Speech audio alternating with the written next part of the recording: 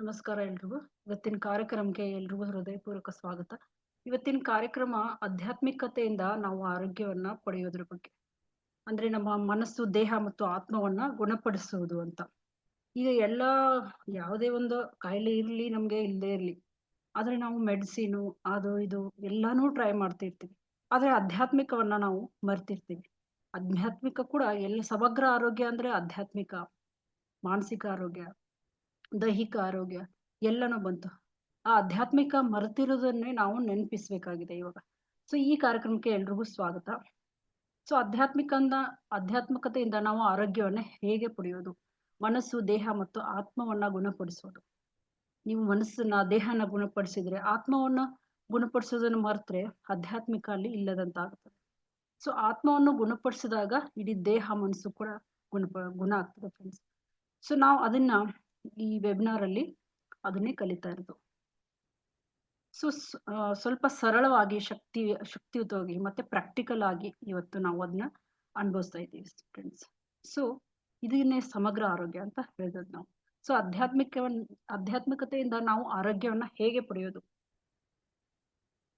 So ನಾವು ಆರಂಭಿಸೋ ಮೊದಲು ನಾನು ನಿಮ್ಮನ್ನ ಒಂದು ಸರಳ ಪ್ರಶ್ನೆ ಕೇಳ್ತೇನೆ ಫ್ರೆಂಡ್ಸ್. ಔಷಧಿಗಳು, ಪರೀಕ್ಷೆಗಳು, ಚಿಕಿತ್ಸೆಗಳ ನಂತರ ಕೂಡ ನಾವು ಇನ್ನೂ ಯಾಕೆ ಸಂಪೂರ್ಣವಾಗಿ ಆರೋಗ್ಯವಾಗಿಲ್ಲ? ಸೊ ಹೆಚ್ಚಾಗಿ ಜನ ಏನ್ ಮಾಡ್ತಾರೆ, ಪ್ರತಿದಿನ ಮಾತ್ರೆ ತಗೋತಾರೆ. ಪ್ರತಿ 3 ತಿಂಗಳಿಗೊಮ್ಮೆ ಬ್ಲಡ್ ಚೆಕಿಂಗು ಅದು ಇದು ಮಾಡ್ತಾನೆ ಇರ್ತಾರೆ. ಪದೇ ಪದೇ ಆಸ್ಪತ್ರೆಗಳಿಗೆ ಭೇಟಿ ನೀಡ್ತಾ ಇರ್ತಾರೆ. ಆದ್ರೂ ಒತ್ತಡ ಕಡಿಮೆ ಆಗ್ತಾ ಇಲ್ಲ ಅವ್ರದ್ದು. ನಿದ್ರೆ ಸುಧಾರಿಸ್ತಾ ಇಲ್ಲ, ಯಾವ ನೋವು ಕಡಿಮೆ ಆಗ್ತಾ ಇಲ್ಲ, ಇನ್ನೂ ಭಯ ಹಚ್ತಾ ಇದೆ.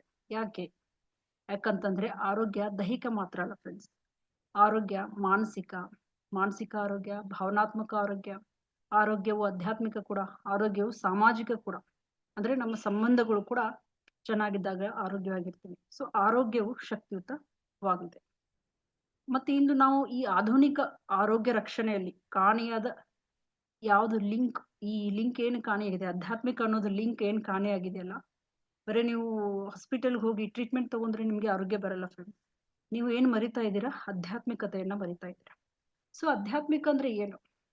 ಕೆಲವರಿಗೆ ತುಂಬಾ ಜನ ಇದನ್ನ ಆಳವಾಗಿ ಗೊತ್ತಿದ್ದವರು ಇರ್ತಾರೆ, ಇಲ್ಲೇ ಇದ್ದವರು ಇರ್ತಾರೆ. ಆದ್ರೆ ಗೊತ್ತಿಲ್ಲದವ್ರಿಗೆ ಹೇಳ್ತೀನಿ, ಆಧ್ಯಾತ್ಮಿಕ ಅಂದ್ರೆ ಯಾವುದೋ ಒಂದು ಧರ್ಮ ಅಲ್ಲ ಫ್ರೆಂಡ್ಸ್. ಇದು ಯಾವುದೇ ಒಂದು ಆಚರಣೆ ಕೂಡ ಅಲ್ಲ. ಸೊ ಯಾವುದೋ ಒಂದು ಕುರುಡ ನಂಬಿಕೆ ಅಂತಾನು ತಿಳ್ಕೊಬೇಡಿ. ಆದ್ರೆ ಇದು ಗುಣಪಡಿಸುವಾಗಿ ತುಂಬಾ ಪ್ರಾಕ್ಟಿಕಲ್ ಆಗಿ ನಿಮ್ಗೆ ಸಹಾಯ ಮಾಡ್ತದೆ. ಸೊ ಈ ವೆಬಿನಾರ್ ಅಲ್ಲಿ ನಾವು ಅದನ್ನೇ ಸ್ಪಷ್ಟವಾಗಿ ಅರ್ಥ ಮಾಡ್ಕೊಳ್ತೀರಾ ನೀವು. ಸೊ ರೋಗಗಳು ಯಾಕೆ ಬರ್ತವೆ, ಭಾವನೆಗಳು ಹೇಗೆ ಅನಾರೋಗ್ಯವನ್ನ ಸೃಷ್ಟಿಸ್ತವೆ, ಆಧ್ಯಾತ್ಮಿಕತೆಯು ನೈಸರ್ಗಿಕವಾಗಿ ಹೇಗೆ ಗುಣಪಡಿಸ್ತದೆ ನಿಮ್ಮನ್ನ, ಔಷಧಿ ರಹಿತ, ಶಾಂತಿಯುತ ಮತ್ತೆ ಜೀವನವನ್ನು ಹೇಗೆ ನಡೆಸೋದು ಅನ್ನೋದ್ರ ಬಗ್ಗೆ. ಸೊ ಅದರಿಂದ ಎಲ್ಲರೂ ವಿಶ್ರಾಂತಿ ಪಡೆಯಿರಿ, ಆರಾಮಾಗಿ ಕುಳಿತುಕೊಳ್ಳಿ, ಮತ್ತೆ ನಿಮ್ಮ ಮನಸ್ಸನ್ನ ಮುಕ್ತವಾಗಿ ಇರಕ್ಕೆ ಬಿಡಿ. ಯಾಕಂದ್ರೆ ನಾವು ಇಲ್ಲಿ ಇವತ್ತು ಅದನ್ನೇ ಕಲಿತಾ ಇರೋದಿಲ್ಲ.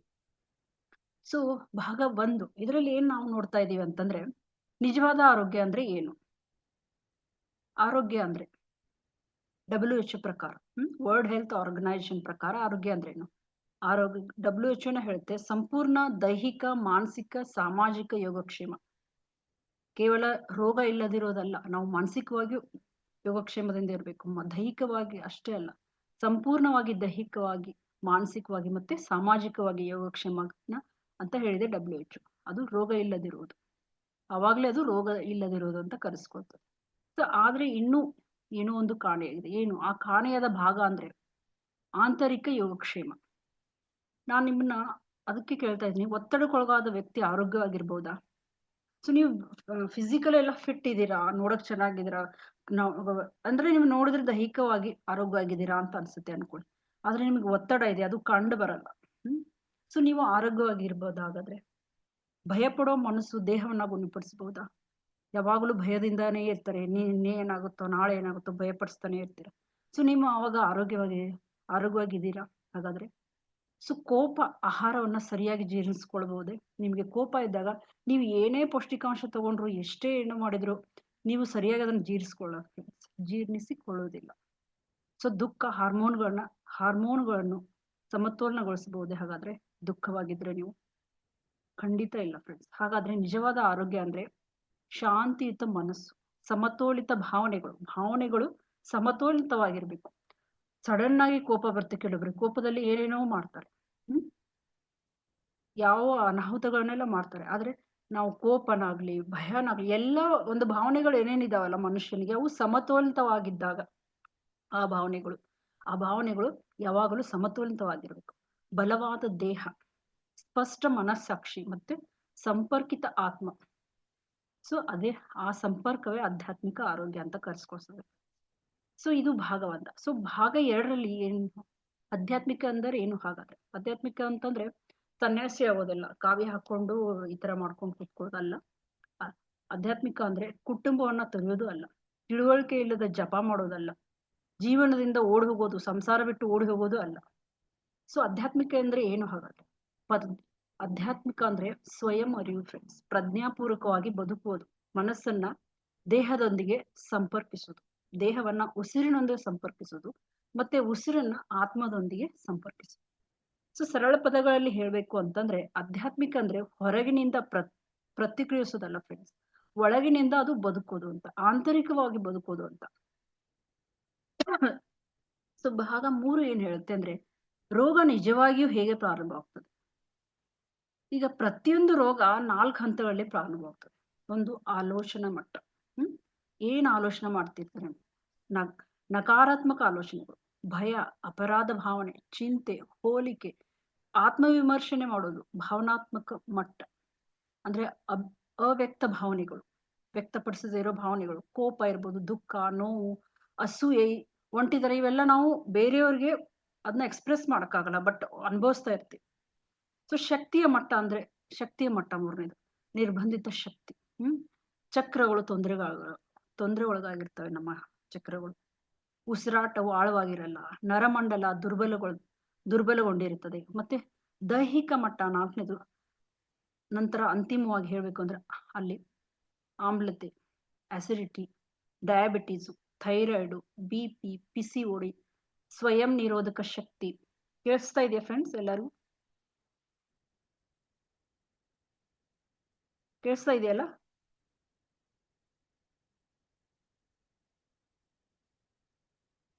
ಈ ತರ ಕೈ ಮಾಡಿ ಯಾರು ಅದು ಕೇಳಿಸ್ತಾ ಇದೆ ಅಂತ. ಓಕೆ. ಸೊ ಸ್ವಯಂ ನಿರೋಧಕ ಶಕ್ತಿ, ಖಿನ್ನತೆ. ಸೊ ಆಧುನಿಕ ಔಷಧ ಹಂತ 4ಕ್ಕೆ ಚಿಕಿತ್ಸೆ ಯಾವ 4ದ ಹಂತಕ್ಕೆ? ಓಕೆ. ಸೊ ಹಂತ 1ರಿಂದ ಆಧ್ಯಾತ್ಮಿಕ ಗುಣವಾಗ್ತದೆ. ಸೊ ಹಂತ 1ರಿಂದ ಆಧ್ಯಾತ್ಮಿಕತೆ ಏನಾಗುತ್ತದೆ? ಗುಣವಾಗ್ತದೆ. ಸೊ ಭಾಗ 4ರಲ್ಲಿ ನಾವು ಏನ್ ಕಲ್ಕೊತಾ ಇದೀವಿ ಅಂದ್ರೆ ಮನಸ್ಸು, ದೇಹ, ಆತ್ಮದ ಸಂಪರ್ಕ.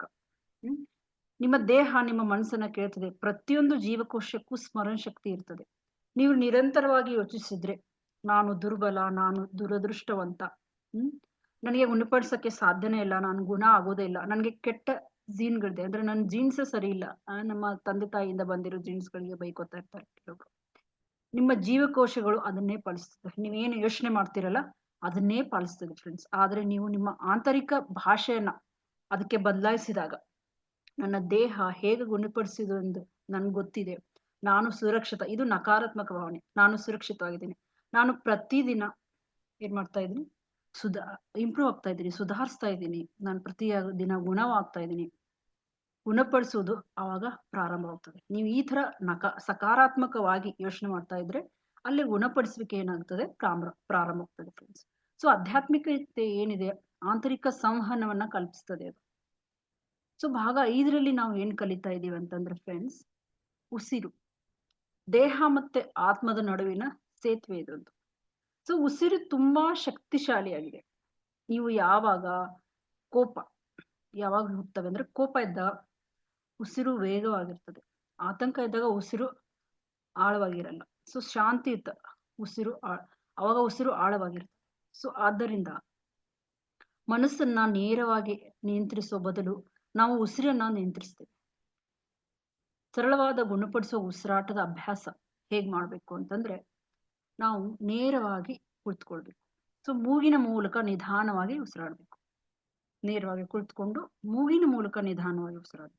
ಸೊ ಅಲ್ಲಿ 4 ಎಣಿಸ್ಬೇಕು, 4 ಸೆಕೆಂಡ್ಸ್. 2 ಸೆಕೆಂಡ್ ಹಿಡಿದು ಇಟ್ಕೊಳ್ಳಿ, 2 ಸೆಕೆಂಡ್ ಸಾಕು. ಸೊ ನಿಧಾನವಾಗಿ ಬಿಡುತ್ತಾ 6 ಸೆಕೆಂಡ್ಗಳು. 4 ಸೆಕೆಂಡು ಎಳ್ಕೊಳ್ತಾ 1 2 3 4 ಸೆಕೆಂಡ್ ಆಗಿರ್ಬೇಕು. ಅದನ್ನ ಹಿಡಿದು ಇಟ್ಕೊಳ್ತಾ 2 ಸೆಕೆಂಡು, ನಿಧಾನವಾಗಿ 6. ಸೊ ಇದನ್ನ 5 ಸುತ್ತುಗಳವರೆಗೆ ಪುನರಾವರ್ತಿಸಿ. ಅಂದ್ರೆ ಒಂದು 5 ನಿಮಿಷ ಆಗ್ಬೋದು ಇದು ಮಾಡಕ್ಕೆ. ಸೊ ಮೌನವಾಗಿ ನೀವು ಹೇಳಿ, ನಾನು ಒತ್ತಡವನ್ನ ಬಿಡುಗಡೆ ಮಾಡ್ತಾ ಇದ್ದೀನಿ ಅಂತ ಹೇಳಿ, ನಾನು ಶಾಂತಿಯನ್ನ ಆಹ್ವಾನಿಸ್ತಾ ಇದ್ದೀನಿ ಅಂತ ಹೇಳಿ. ಇದು ನಿಮ್ಮ ಪ್ಯಾರಾಸಿಂಪಥೆಟಿಕ್ ನರಮಂಡಲವನ್ನ ಸಕ್ರಿಯಗೊಳಿಸ್ತದೆ. ಸೊ ಅಲ್ಲಿ ಗುಣಪಡಿಸುವ ಮೋಡ್ ಏನಾಗುತ್ತೆ, ಶುರು ಆಗುತ್ತೆ. ಸೊ ಇದು ಮೊದಲನೇದು ಆಲೋಚನಾ ಶಕ್ತಿ. ಆಲೋಚನೆಗಳನ್ನ ಮೊದಲು ಬದಲಾಯಿಸ್ಬೇಕು. ಸೊ ಭಾಗ 6ರಲ್ಲಿ ನಾವು ಏನ್ ಕಲಿತಾ ಇದ್ದೀವಿ ಅಂತಂದ್ರೆ, ಆಧ್ಯಾತ್ಮಿಕತೆಯ ಮೂಲಕ ಭಾವನಾತ್ಮಕ ಗುಣಪಡಿಸುವಿಕೆ. ಹೆಚ್ಚಾಗಿ ಜನ ಆರೋಗ್ಯಕ್ಕೆ ಒಳಗಾಗುವುದು ಆಹಾರದಿಂದಲ್ಲ ಫ್ರೆಂಡ್ಸ್, ಆದ್ರೆ ಗುಣಪಡಿಸದ ಭಾವನೆಗಳು ಕೆಲವು ಇರ್ತವೆ ಅವರಲ್ಲಿ, ಅದರಿಂದ ಕೂಡ. ಸೊ ಸಾಮಾನ್ಯ ಭಾವನಾತ್ಮಕ ರೋಗ ಕೊಂಡಿಗಳು ಅಂತ ಕರೀತಾರೆ. ಸೊ ಕೋಪ ಏನಾಗ್ತದೆ, ಯಕೃತ್ತಿನ ಸಮಸ್ಯೆಗಳನ್ನ ಹುಟ್ಟಾಗ್ತದೆ.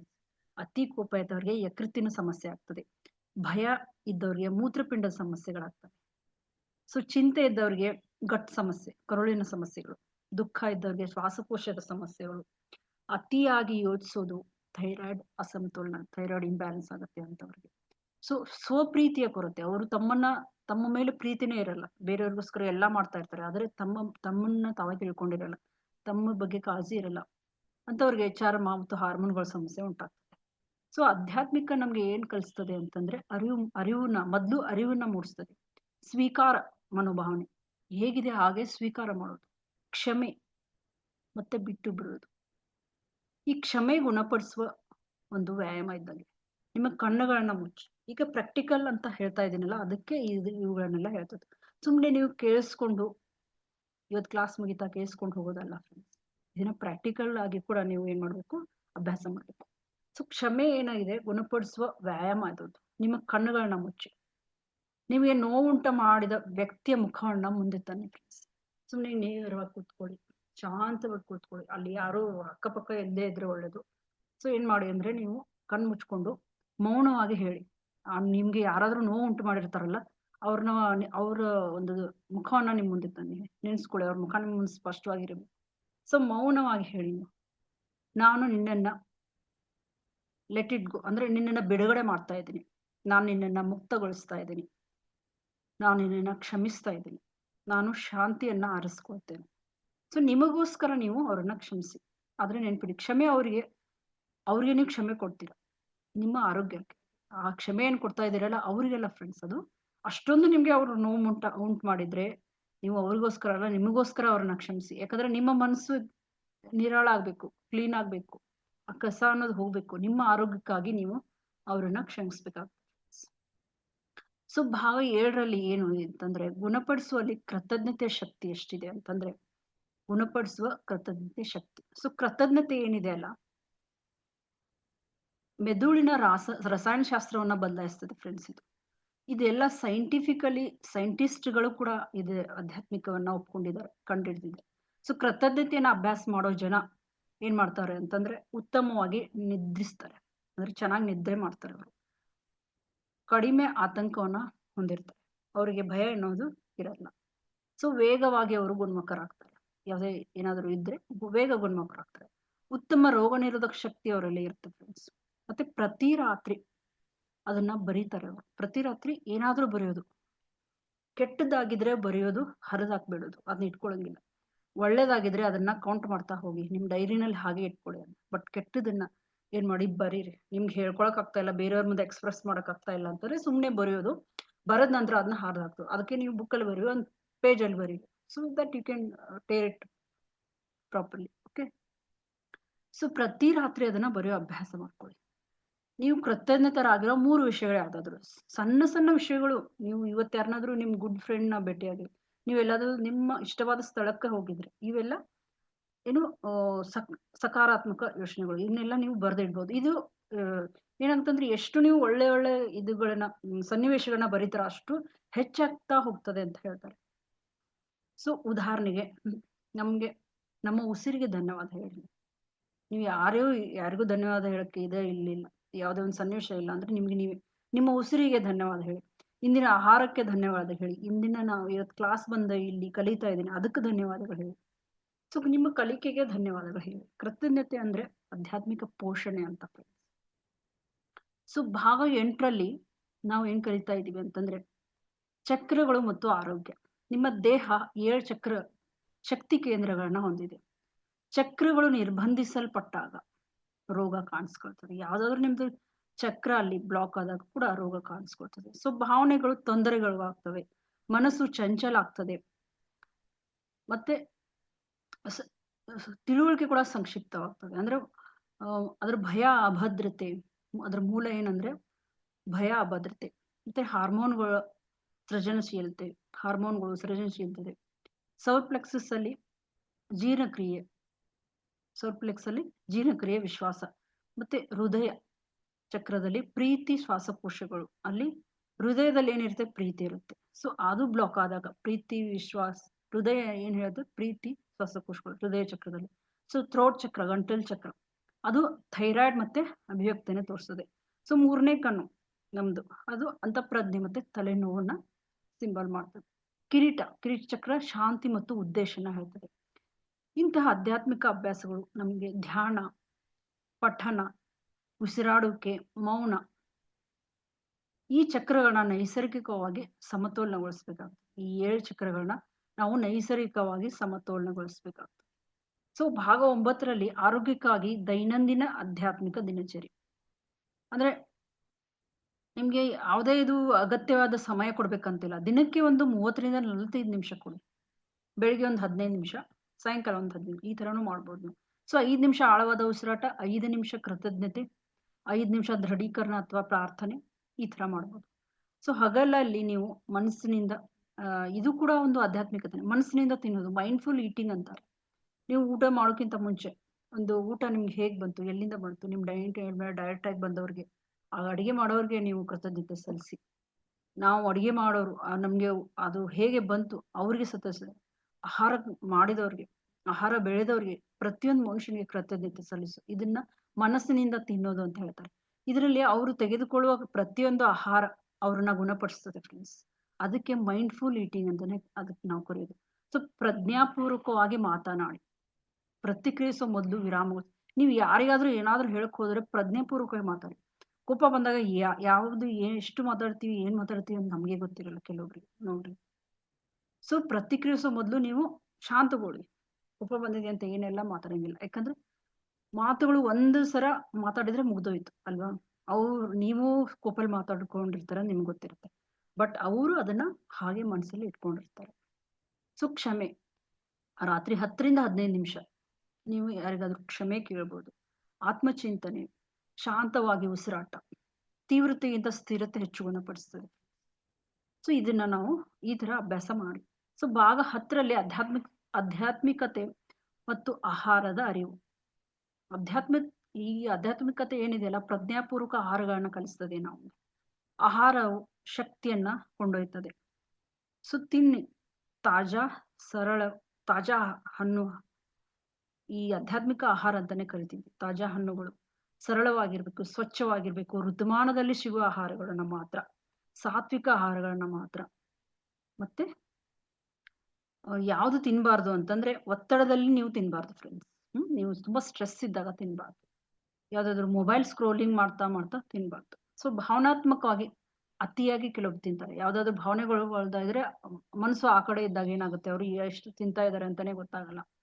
ಅವ್ರಿಗೆ ಅಂತವ್ರಿಗೆ ವೇಟ್ ಗೇನ್ ಈಸಿಯಾಗಿ ಆಗುತ್ತೆ ಫ್ರೆಂಡ್ಸ್. ಸೊ ತಿನ್ನೋ ಮೊದಲು ನಿಮ್ಮ ಆಹಾರವನ್ನ ಆಶೀರ್ವದಿಸಿ, ಬ್ಲೆಸ್ ಯುವರ್ ಫುಡ್. ಸೊ ಆಹಾರ ಅವಾಗ ಔಷಧಿ ಆಗ್ತದೆ ಫ್ರೆಂಡ್ಸ್. ನಿಮ್ಮ ತಿನ್ನೋ ಪ್ರತಿಯೊಂದು ಆಹಾರ ಔಷಧಿ ಆಗ್ತದೆ, ನೀವು ಗುಣಪಡಿಸೋಕೆ ನಿಮ್ಗೆ ಈಸಿ ಆಗ್ತದೆ. ಸೊ ಭಾಗ 11ರಲ್ಲಿ ನಾವು ಏನ್ ಕಲಿತಾ ಇದೀವಿ ಅಂತಂದ್ರೆ, ಆಧ್ಯಾತ್ಮಿಕ ಜನ ಏಕೆ ವೇಗವಾಗಿ ಗುಣವಾಗ್ತಾರೆ. ಯಾಕಂತಂದ್ರೆ ಅವರು ಜೀವನವನ್ನ ಸ್ವೀಕರಿಸ್ತಾರೆ. ಹೇಗಿದೆ ನನ್ನ ಜೀವನ, ಹೇಗಿದೆ ಅಷ್ಟೇ ಸ್ವೀಕರಿಸ್ತಾರೆ. ಅವರು ಪ್ರತಿರೋಧವನ್ನ ಕಡಿಮೆ ಮಾಡ್ತಾರೆ. ಪ್ರತಿಕ್ರಿಯೆಯನ್ನ ನಂಬ್ತಾರೆ. ಅವರು ವರ್ತಮಾನದಲ್ಲಿ ಜೀವಿಸ್ತಾರೆ. ಭಯವನ್ನ ಕಡಿಮೆ ಮಾಡ್ತಾರೆ. ಭಯ ರೋಗ ನಿರೋಧಕ ಶಕ್ತಿಯನ್ನ ದುರ್ಬಲಗೊಳಿಸ್ತದೆ. ನಂಬಿಕೆ ಏನ್ ಮಾಡ್ತದೆ, ಗುಣಪಡಿಸುವಿಕೆಯನ್ನ ಬಲಪಡಿಸ್ತದೆ. ಸೊ ಭಾಗ 12ರಲ್ಲಿ ನಾವು ಏನ್ ಕಲಿತಾ ಇದೀವಿ ಅಂತಂದ್ರೆ, ಕೆಲವೊಂದ್ ಜನ ಇದರಲ್ಲಿ ಅವರು ಟ್ರಾನ್ಸ್ಫಾರ್ಮೇಶನ್ ಆದವ್ರ ಕಥೆಗಳು ಇರ್ತವೆ. ಜನ ಭರವಸೆಯನ್ನು ಅದು ನಾವು ಹೇಳಿದ್ದನ್ನ ಅವರು ಸರಿಯಾಗಿ ಅನುಭವಿಸಿದಾಗ ತುಂಬಾ ಜನ ಗುಣಮುಖರು ಆದವರು ಇದ್ದಾರೆ ಫ್ರೆಂಡ್ಸ್. ಸೊ ಇದರಲ್ಲಿ ಕೆಲವೊಂದು ಕಥೆಗಳು ಇದಾವೆ. ಸೊ ನಾನ್ ನಿಮ್ಗೆ ಈ ಸತ್ಯನ ಹೇಳ್ಬೇಕು ಅನ್ಕೊಂಡಿದ್ದೀನಿ. ಏನಂದ್ರೆ, ನಿಮ್ಮ ದೇಹ ಯಾವತ್ತೂ ದುರ್ಬಲ ಆಗಿಲ್ಲ. ನೀವು ಅನಾರೋಗ್ಯಕ್ಕೂ ಒಳಗಾಗಿಲ್ಲ. ನಿಮ್ಮ ಆಂತರಿಕ ಜಗತ್ತಿಗೆ ಗುಣಪಡಿಸುವ ಅಗತ್ಯ ಇರೋದ್ರಿಂದ ನೀವು ಅನಾರೋಗ್ಯಕ್ಕೆ ಒಳಗಾಗಿದ್ದೀರ ಅಲ್ವಾ? ಸೊ ಆಧ್ಯಾತ್ಮಿಕತೆ ಅದರಿಂದ ತಪ್ಪಿಸ್ಕೊಳ್ಳೋದಲ್ಲ ಫ್ರೆಂಡ್ಸ್. ಆಧ್ಯಾತ್ಮಿಕ ಸಬಲೀಕರಣ ಅದು ನಿಮ್ಗೆ. ಸೊ ನಿಮ್ಮ ಮನಸ್ಸು ಶಾಂತವಾಗಿದ್ದಾಗ, ಉಸಿರು ಆಳವಾಗಿದ್ದಾಗ ಭಾವನೆಗಳು ಗುಣವಾಗ್ತವೆ. ಮತ್ತೆ ಆತ್ಮ ಸಂಪರ್ಕಗೊಳ್ಳುತ್ತದೆ. ಆರೋಗ್ಯ ಸ್ವಾಭಾವಿಕವಾಗ್ತದೆ. ಸೊ ನೀವು ನಿಜವಾಗಿಯೂ ಆಧ್ಯಾತ್ಮಿಕತೆಯಿಂದ ಗುಣವಾಗೋರಿದ್ರೆ ಶಾಂತಿಯುತ ಮನಸ್ಸು ನಿಮ್ದು ಆಗುತ್ತೆ. ಅವಾಗ ಬಲವಾದ ದೇಹ ಆಗುತ್ತೆ, ಭಾವನೆಗಳು ಸಮತೋಲಿತ ಆಗ್ತವೆ, ಔಷಧ ಮುಕ್ತ ಜೀವನ ನಡೆಸ್ತೀರಾ ನೀವು. ಸೊ ಇದು ಆಧ್ಯಾತ್ಮಿಕ. ಈಗ ನಾವು ಒಂದು ಧ್ಯಾನವನ್ನ ಮಾಡೋಣ ಫ್ರೆಂಡ್ಸ್. ಒಂದ್ ನಿಮಿಷ,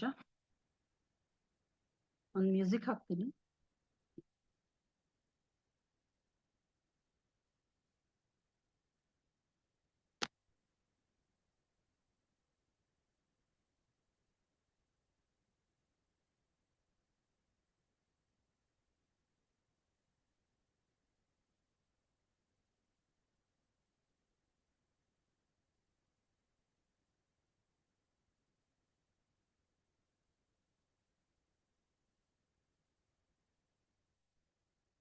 ಸೊ ಕಂಫರ್ಟಬಲ್ ಆಗಿ ಎಲ್ರು ಕೂತ್ಕೊಳ್ಳಿ.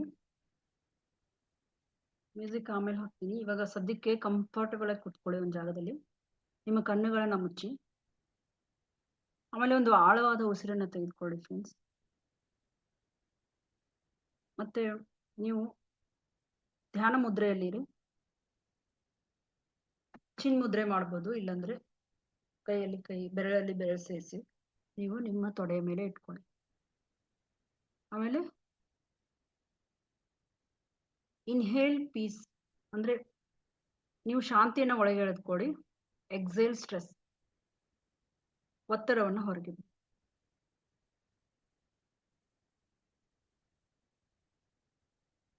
ನಿಧಾನವಾಗಿ ಕುಳಿತುಕೊಂಡು ಒತ್ತಡವನ್ನು ಹೊರಗಡೆ ಬಿಡಿ. ಶಾಂತಿಯನ್ನ ಒಳಗೆ ಎಳ್ಕೊಳ್ಳಿ, ಒತ್ತಡವನ್ನು ಹೊರಗೆ ಬಿಡಿ.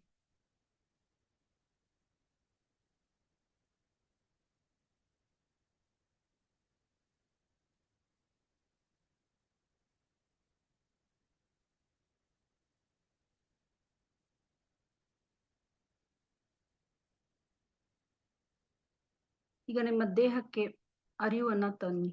ನಿಮ್ಮ ಹಣೆಯನ್ನ ವಿಶ್ರಾಂತಿ ಮಾಡಿ. ನಿಮ್ಮ ಹಣೆ ಹತ್ರ ಬಂದು ನಿಮ್ಮ ಹಣೆ ಅಂದ್ರೆ ಸುಮ್ಮನೆ ಕಲ್ಪನೆ ಮಾಡ್ಕೊಳ್ಳಿ. ನಿಮ್ಮ ಕಣ್ಣುಗಳನ್ನ ವಿಶ್ರಾಂತಿ ಮಾಡಿ.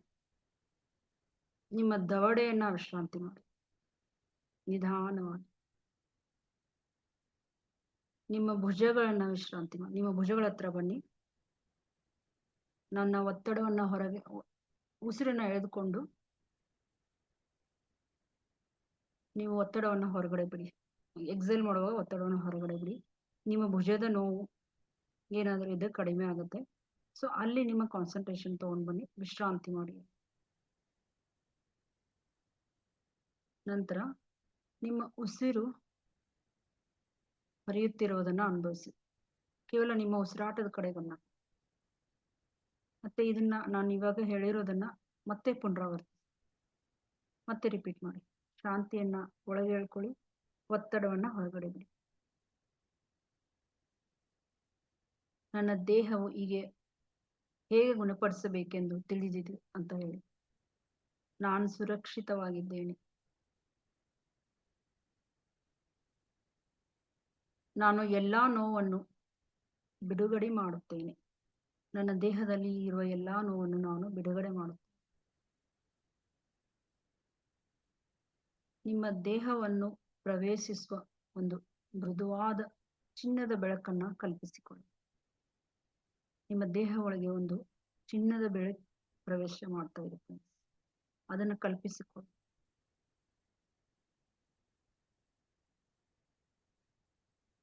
ಇದು ನಿಮ್ಮ ದೇಹದಲ್ಲಿರುವ ಪ್ರತಿಯೊಂದು ಕೋಶವನ್ನ ಗುಣಪಡಿಸ್ತದೆ. ಪ್ರತಿಯೊಂದು ಕೋಶವನ್ನು, ಈಚ್ ಅಂಡ್ ಎವ್ರಿ ಸೆಲ್. ಮತ್ತೆ ಅಲ್ಲಿರುವ ಒತ್ತಡವನ್ನು ತೆಗೆದುಹಾಕ್ತದೆ.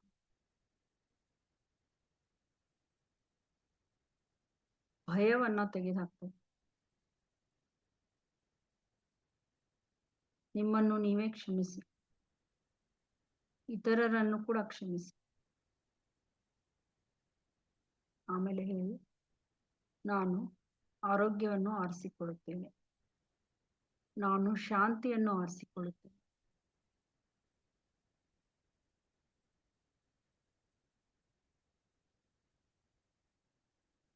ಆಮೇಲೆ ನಿಧಾನವಾಗಿ ಜಾಗೃತ ಅವಸ್ಥೆಗೆ ಬನ್ನಿ. ನಿಮ್ಮ ಕಾಲುಗಳನ್ನ ಸ್ವಲ್ಪ ಅಲ್ಲಾಡಿಸಿ. ನಿಮ್ಮ ದೇಹವನ್ನ ಸ್ವಲ್ಪ ಸಡಿಲಾಗಿಡಿ.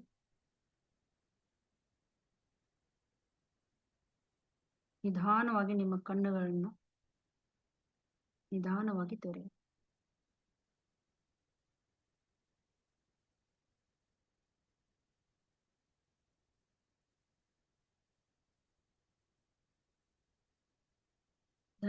ಧನ್ಯವಾದಗಳು ಫ್ರೆಂಡ್ಸ್.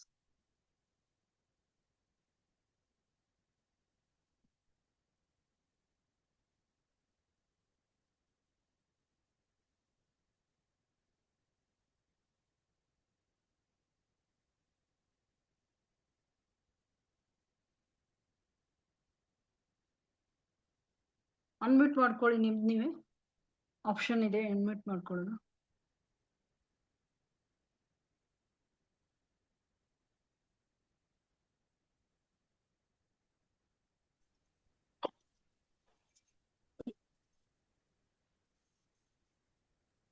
ಹಾ ಮೇಡಮ್, ನಮಸ್ತೆ ಮೇಡಮ್. ಹಾ ವಾಣಿ ಮೇಡಮ್ ಹೇಳಿ. ಮಾಡಿದ್ರ meditation? Small meditation, healing meditation. ಹಾ ಮೇಡಮ್, ಒಂದ್ ಫೀಲ್ ಆಗುತ್ತೆ ಮೇಡಮ್. ಅಂದ್ರೆ ಅಲ್ಲೇ ಆ ಭಾಗದ ಮೇಲೆ ಗಮನವನ್ನ ಇದ್ ಮಾಡಿದಾಗ ನಾವು ದಿನಾಲು ಪ್ರಾಕ್ಟೀಸ್ ಮಾಡ್ಬೇಕು ಮೇಡಮ್. ಇದನ್ನ 10 ಮಿನಿಟ್ಸ್, ಇವಾಗ 10 ಮಿನಿಟ್ಸ್ ಅಷ್ಟೇ ಮಾಡಿದ್ವಲ್ಲ. ಸೊ 20 ಮಿನಿಟ್ಸ್ ಮಾಡಿದ್ರೆ ಎಷ್ಟಾಗುತ್ತೆ? 30 ಮಿನಿಟ್ಸ್ ಅಷ್ಟು ಮಾಡಿದ್ರೆ ಇನ್ನೂ ಎಷ್ಟಾಗುತ್ತೆ ಅಲ್ವಾ? 10 ಮಿನಿಟ್ಸ್ ಅಲ್ಲೇ ಇಷ್ಟೊಂದು ವ್ಯತ್ಯಾಸ ಅನ್ಸುತ್ತೆ. ಹೌದು ಮೇಡಮ್, ಚೆನ್ನಾಯ್ತು madam. Thank you madam. Thank you.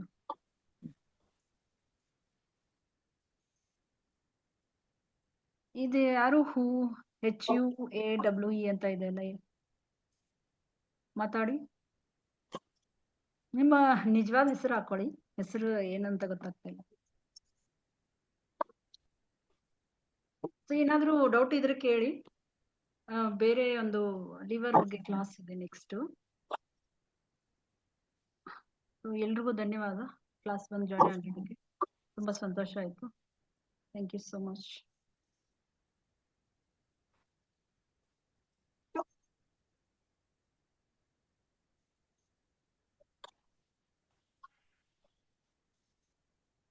ಮಾತಾಡಿ, ಅನ್ಮ್ಯೂಟ್ ಮಾಡ್ಕೊಂಡಿದ್ದೀರಲ್ಲ, ಮಾತಾಡಿ ಸರ್.